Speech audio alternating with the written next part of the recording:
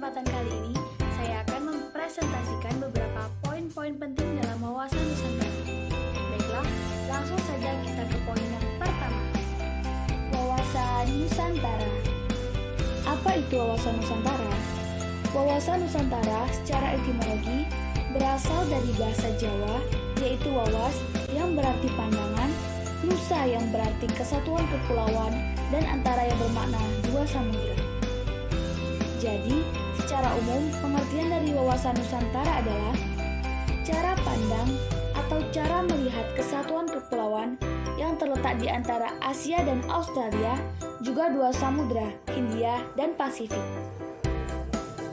Berdasarkan TAP MPR tahun 1993 dan 1998 tentang GBHN, wawasan Nusantara adalah cara pandang dan sikap bangsa Indonesia tentang jati diri dan lingkungan yang mengutamakan persatuan dan kesatuan bangsa serta kesatuan wilayah demi tercapainya tujuan nasional.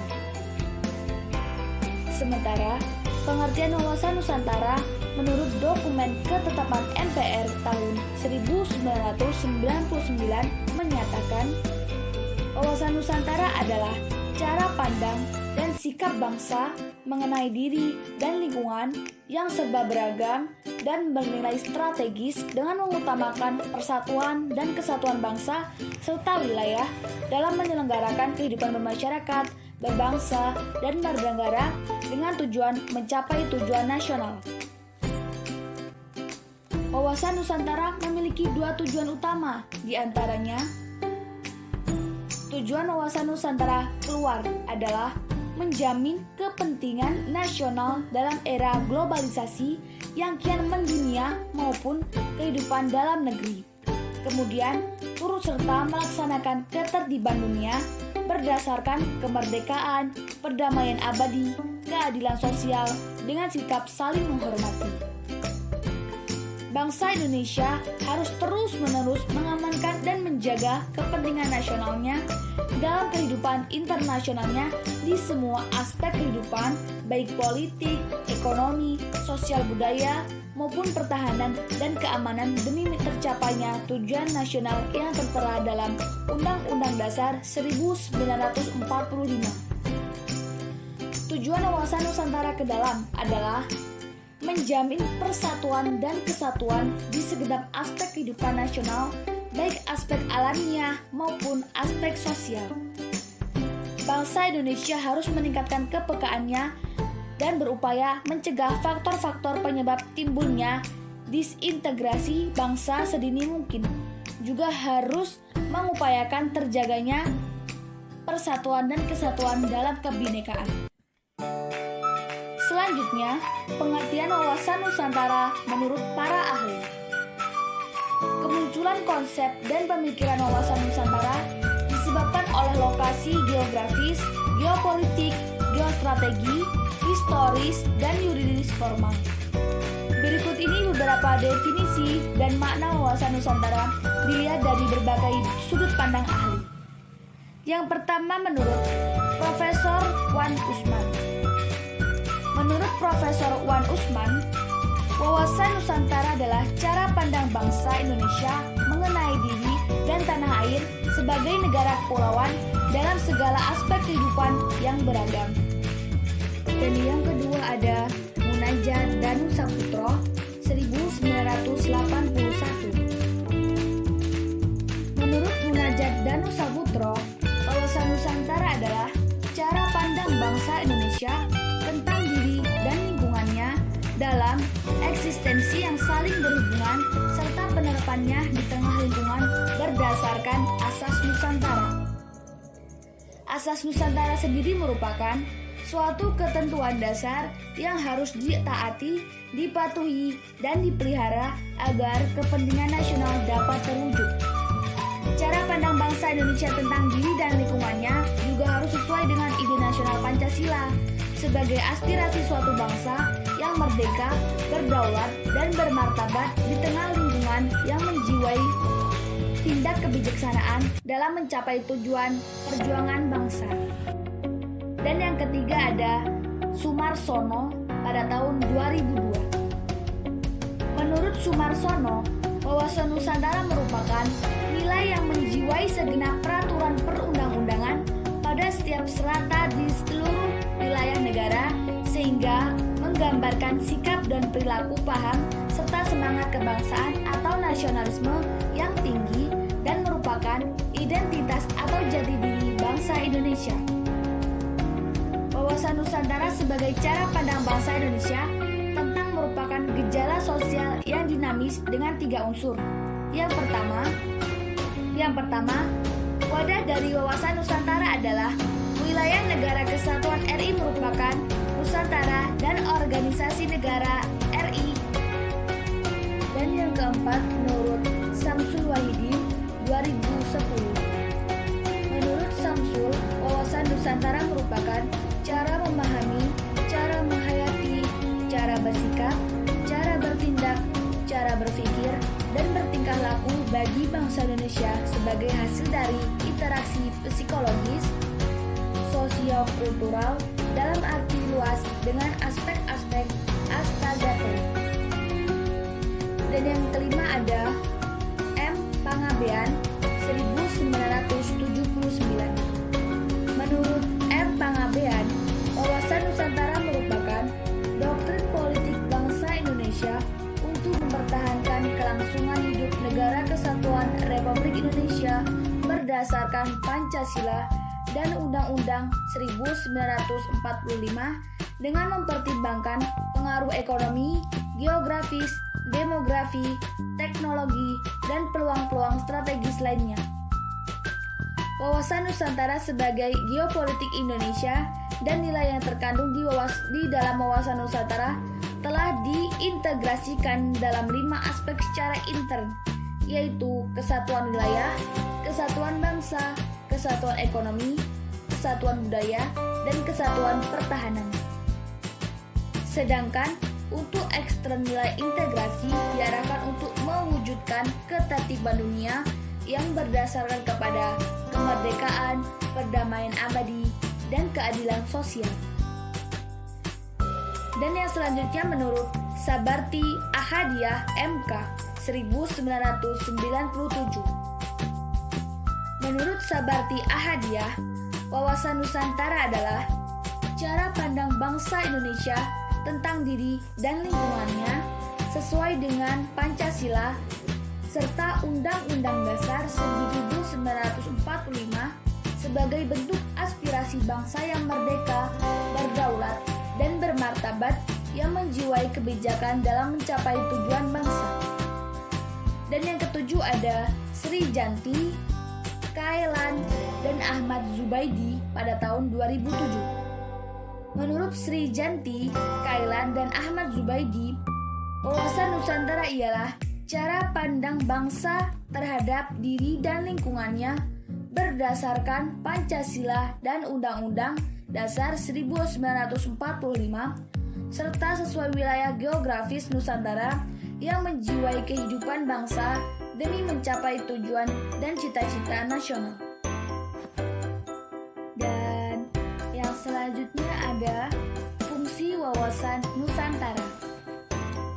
Tujuan wawasan Nusantara adalah mewujudkan nasionalisme yang tinggi di segala aspek kehidupan rakyat yang lebih mengutamakan kepentingan nasional dibanding kepentingan individu, kelompok, golongan, suku, atau daerah. Kedudukan wawasan Nusantara sendiri berada dalam hierarki paradigma sosial, dimulai dari hierarki 1, landasan ideologi atau Pancasila sebagai falsafah ideologi bangsa dasar negara. Hierarki kedua, landasan konstitusionalnya Undang-Undang Dasar 1945. Dan hierarki yang ketiga, landasan visional adalah wawasan Nusantara. Hierarki yang keempat, landasan konsepsional merupakan ketahanan nasional. Hierarki yang kelima, landasan operasional adalah GBHN, garis-garis besar haluan negara. Jika mengacu pada pengertian wawasan Nusantara, sebenarnya fungsi utama dari wawasan Nusantara adalah sebagai panduan, pedoman, acuan, kesatuan bagi bangsa Indonesia yang bernegara. Fungsi wawasan Nusantara sendiri terbagi lagi ke dalam 4 kategori, yaitu yang pertama ada wawasan pertahanan dan keamanan nasional, mengarah pada pandangan geopolitik negara Indonesia. Pandangan tersebut mencakup tanah air serta segenap wilayah negara kesatuan Republik Indonesia. Dan yang kedua ada wawasan kewilayahan Indonesia, termasuk pemahaman mengenai batas wilayah Indonesia agar terhindar dari potensi sengketa dengan negara lain. Yang ketiga ada wawasan pembangunan dengan beberapa unsur di dalamnya seperti sosial politik, kesatuan politik, pertahanan, serta keamanan negara, ekonomi, dan sosial ekonomi. Dan yang keempat ada konsep ketahanan nasional. Konsep ketahanan sosial yang memegang peranan penting dalam perencanaan pembangunan, kewilayahan, serta pertahanan keamanan nasional. Dan yang selanjutnya ada asas wawasan Nusantara. Asas wawasan Nusantara merupakan kaidah atau ketentuan dasar yang wajib dipatuhi, dilakukan, serta dijaga oleh seluruh elemen masyarakat agar tercipta perdamaian serta keseimbangan di Indonesia. Secara keseluruhan, ada 6 asas wawasan Nusantara yang wajib dipahami. Di antaranya, yang pertama ada asas solidaritas. Solidaritas adalah perasaan emosional dan moral yang terbentuk pada hubungan antar individu atau kelompok berdasarkan rasa saling percaya, kesamaan tujuan, dan cita-cita, adanya kesetiakawanan dan rasa sepenanggungan. Sikap solidaritas sendiri merupakan bentuk kepedulian terhadap orang lain. Sikap solidaritas sudah selayaknya dijalankan oleh seluruh masyarakat Indonesia tanpa membeda-bedakan diri dan kepada siapa. Kesetiaan menjadi tonggak utama dalam menciptakan persatuan serta kesatuan suatu negara. Rasa setiakawan atau solidaritas dapat menjadi kekuatan tersendiri untuk mewujudkan tujuan dan cita-cita nasional. Dan yang kedua ada asas kejujuran. Kejujuran dalam berpikir serta bertindak menjadi sebuah asas wawasan Nusantara yang sangat penting. Berani berpikir dan bertindak hanya yang sesuai dengan fakta serta kenyataan wajib dilakukan demi tercapainya kemajuan. Dan yang ketiga ada asas kesamaan tujuan. Merupakan tujuan serta kepentingan yang sama. Sebagai contoh, di masa kemerdekaan saat semua rakyat Indonesia melakukan berjuang bersama-sama mengusir para penjajah. Dan yang keempat ada asas keadilan. Seluruh elemen masyarakat mempunyai hak yang sama dalam mendapatkan keadilan dan mewujudkan tujuan serta cita-cita nasional, tidak boleh meragukan pihak tertentu maupun mengutamakan kepentingan kelompok atau golongan sendiri. Hal ini berlaku dalam segala aspek kehidupan bernegara, baik keadilan secara hukum, ekonomi, politik, serta sosial. Dan yang selanjutnya ada asas kerjasama. Dengan adanya kesadaran pada tujuan serta kepentingan yang sama, akan menciptakan kerjasama antar elemen masyarakat. Kerjasama serta koordinasi tersebut dapat dilaksanakan atas dasar kesetaraan agar terciptanya efektivitas dalam mencapai tujuan bersama. Sebab kebersamaan dan gotong royong ini akan memudahkan serta meringankan suatu pekerjaan, termasuk dalam menghadapi tantangan terhadap implementasi wawasan Nusantara. Dan yang selanjutnya adalah implementasi wawasan Nusantara. Penerapan nyata wawasan Nusantara dapat dilakukan melalui cara berpikir, bersikap, bahkan berucap. Contoh penerapan wawasan Nusantara sendiri dimulai dari menjadikan Pancasila sebagai falsafah dan pedoman hidup bernegara serta bermasyarakat. bisa atau dapat dilakukan dengan tindakan nyata sehari-hari yang mencerminkan nilai-nilai religius, kekeluargaan, serta menjaga persatuan sesuai dengan Pancasila. Sikap cinta tanah air yang diwujudkan dengan adanya sikap yang lebih menitik beratkan pada kepentingan bangsa serta negara di atas kepentingan pribadi, golongan, serta agama. Mewujudkan pembangunan bangsa dengan tindakan yang nyata serta prestasi. Dan berikut merupakan penerapan wawasan Nusantara dan tantangan yang dihadapi dalam perwujudannya di era saat ini. Yang pertama, implementasi di bidang pertahanan dan keamanan. Implementasi wawasan Nusantara di bidang pertahanan dilakukan dengan membentuk sikap dan kedisiplinan diri dalam membela tanah air serta melaporkan segala hal yang mengganggu keamanan pada aparat yang berwenang, meningkatkan rasa persatuan serta solidaritas baik dalam satu daerah yang sama. Terakhir, membangun sarana serta prasarana bagi kegiatan atau aktivitas pengamanan wilayah implementasi di bidang politik. Implementasinya ada dalam pelaksanaan kehidupan berpolitik Indonesia. Terdapat juga dalam undang-undang, misalnya Undang-Undang Partai Politik dan Undang-Undang Pemilu. Implementasi wawasan Nusantara di bidang politik juga dimaksudkan untuk menciptakan pemerintahan yang kuat, bersih, dan dapat dipercaya oleh masyarakatnya. Contoh, implementasi wawasan Nusantara di bidang politik yakni menjalankan komitmen politik pada lembaga pemerintahan serta partai politik dalam rangka meningkatkan persatuan serta kesatuan bangsa. Keikutsertaan Indonesia di dalam politik luar negeri dapat memperkuat korps diplomatik untuk menjaga seluruh wilayah Indonesia. Pelaksanaan pemilu dengan sistem demokrasi yang menjunjung tinggi keadilan, mengembangkan sikap pluralisme dan HAM untuk mempersatukan keberagaman. Implementasi wawasan Nusantara di bidang ekonomi terdapat pada pemanfaatan kekayaan alam di Indonesia sambil menjaga kelestarian lingkungan hidupnya. Kekayaan dan letak geografis Indonesia yang strategis dapat dimanfaatkan dengan maksimal untuk perekonomian negara. Orientasi bidang ekonomi di sektor pemerintahan, industri, serta pertanian, pembangunan ekonomi yang seimbang serta adil di tiap-tiap daerah Indonesia sehingga tidak terjadi kemiskinan di daerah tertentu. Otonomi daerah sendiri diharapkan dapat atau bisa menciptakan segala macam upaya keadilan ekonomi. Ini partisipasi seluruh masyarakat Indonesia dibutuhkan dalam pembangunan ekonomi.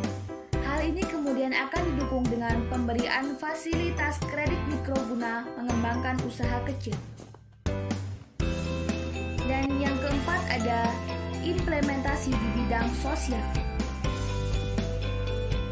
Implementasi wawasan Nusantara di bidang sosial berada pada saling menghargai dan menghormati setiap perbedaan atau keragaman yang ada di tanah air, mulai dari perbedaan suku, ras, agama, hingga budaya.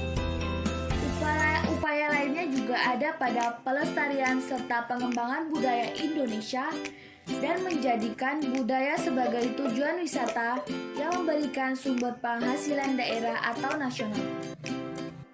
Menjaga keberagaman Indonesia baik dari segi budaya, bahasa, serta status sosial dan juga mengembangkan keserasian tentang tantangan implementasi wawasan Nusantara di era modern.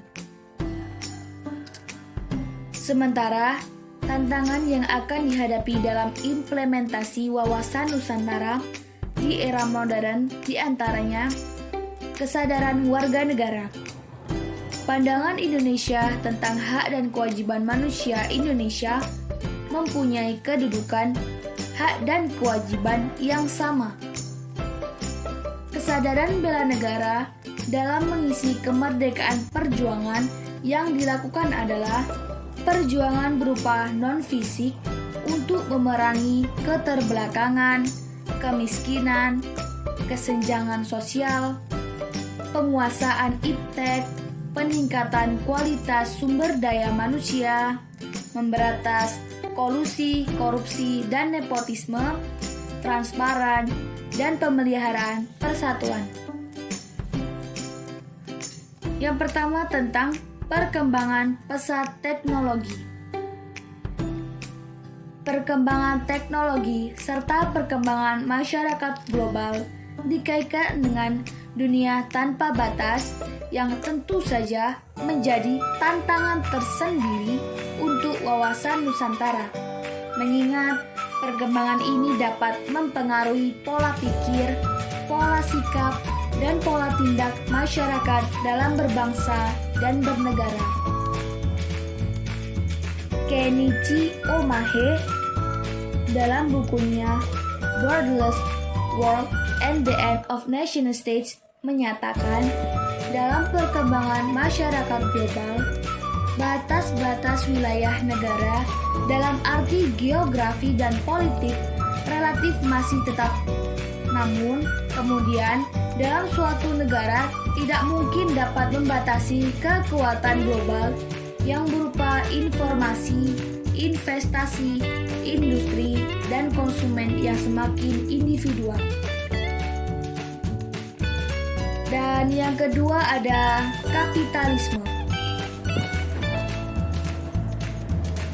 Kapitalisme merupakan suatu sistem ekonomi yang berdasarkan kepada hak milik swasta atas beragam barang dan kebebasan individu untuk mengadakan perjanjian dengan pihak lain dan berkecimpung dalam aktivitas-aktivitas ekonomi yang dipilihnya sendiri, berdasarkan kepentingan sendiri, serta mencapai laba untuk dirinya sendiri. Lester Sowell dalam bukunya The Future of Capitalism menyatakan untuk dapat bertahan dalam era baru kapitalisme harus membuat strategi baru, yaitu keseimbangan atau balance antara paham individu dan sosialis. Dan yang ketiga ada pemberdayaan masyarakat. Memberi peranan dalam bentuk aktivitas dan partisipasi masyarakat untuk mencapai tujuan nasional hanya dapat dilaksanakan oleh negara-negara maju dengan bottom-up planning. Sedang untuk negara berkembang, dengan adanya kebatasan kualitas sumber daya manusia, sehingga diperlukan landasan operasional berupa GBHM. Kondisi nasional pembangunan yang tidak merata mengakibatkan keterbelakangan, dan hal ini merupakan ancaman bagi integritas pemberdayaan masyarakat, diperlukan terutama untuk daerah-daerah. Dan ada beberapa teori atau konsep dengan nilai-nilai baru yang berkaitan dengan tantangan implementasi dalam era globalisasi. Yang pertama ada pemberdayaan masyarakat oleh John Naisbitt dalam bukunya Global Paradox. Ia menulis, to be a global powers, the company must give more to the small part. Yang intinya, negara harus dapat memberikan peranan besar sebesar-besarnya kepada kemakmuran rakyat dengan memberikan pemeran penting dalam bentuk aktivitas dan partisipasi masyarakat untuk mencapai tujuan nasional yang hanya dapat dilaksanakan oleh negara-negara yang maju yang menjalankan bottom-up planning, perencanaan dari bawah. Sedangkan negara-negara berkembang seperti Negara Kesatuan Republik Indonesia masih melaksanakan program top-down planning, perencanaan terpusat, karena keterbatasan kualitas sumber daya manusia. Karena itu, Negara Kesatuan Republik Indonesia memerlukan landasan operasional berupa Program Pembangunan Nasional atau Propernas. Yang kedua, menurut Kenichi Omae, dengan bukunya yang terkenal Borderless World and the End of Nation States mengatakan bahwa dalam perkembangan masyarakat global dan politik relatif masih tetap. Namun, kehidupan dalam suatu negara tidak mungkin dapat membatasi kekuatan global yang berupa informasi, investasi, industri, dan konsumen yang semakin individualisme. Dan yang ketiga ada Sloan dan Zureker. Dalam bukunya Dictionary of Economics menyebutkan bahwa kapitalisme merupakan suatu sistem ekonomi berdasarkan hak milik swasta atas macam-macam barang dan kebebasan individu untuk mengadakan perjanjian dengan pihak lain untuk berkecimpung dalam aktivitas ekonomi yang dipilihnya sendiri berdasarkan kepentingan sendiri. Di era baru kapitalisme, sistem ekonomi untuk mendapatkan keuntungan dengan melakukan aktivitas secara luas dan mencakup semua aspek kehidupan masyarakat memerlukan strategi baru, yaitu adanya keseimbangan antara kepentingan individu dengan kepentingan masyarakat. Dan yang keempat ada Lester Trow dalam bukunya The Future of Capitalism. Ia menegaskan antara lain bahwa untuk dapat bertahan dalam era baru kapitalisme, kita harus membuat strategi baru, yaitu keseimbangan antara paham individualistik dan paham sosialis. Era baru kapitalisme tidak terlepas dari globalisasi. Negara-negara kapitalis, yaitu negara-negara maju, berusaha mempertahankan eksistensinya di bidang ekonomi dan menekan negara-negara berkembang melalui isu global yang mencakup demokratisasi, HAM, dan lingkungan hidup.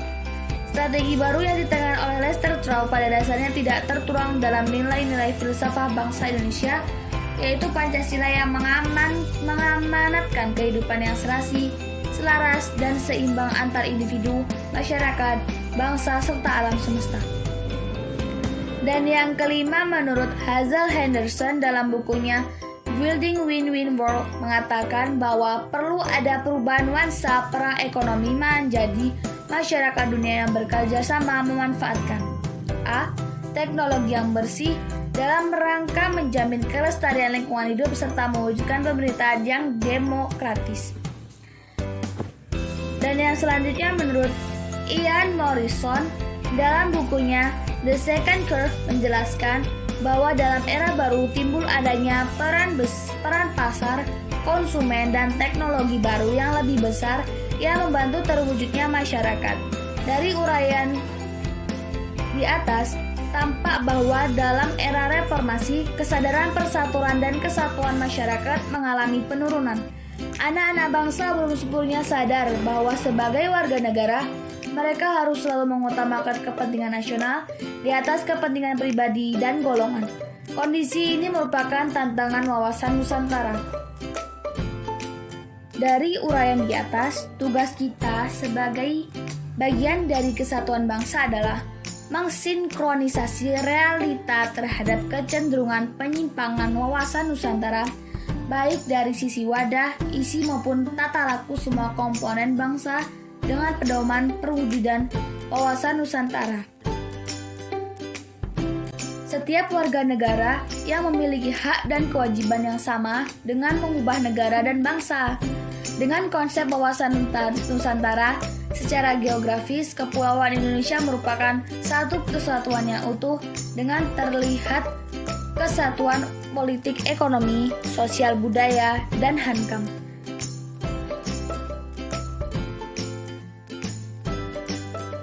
Dan mungkin hanya itu saja yang dapat saya sampaikan.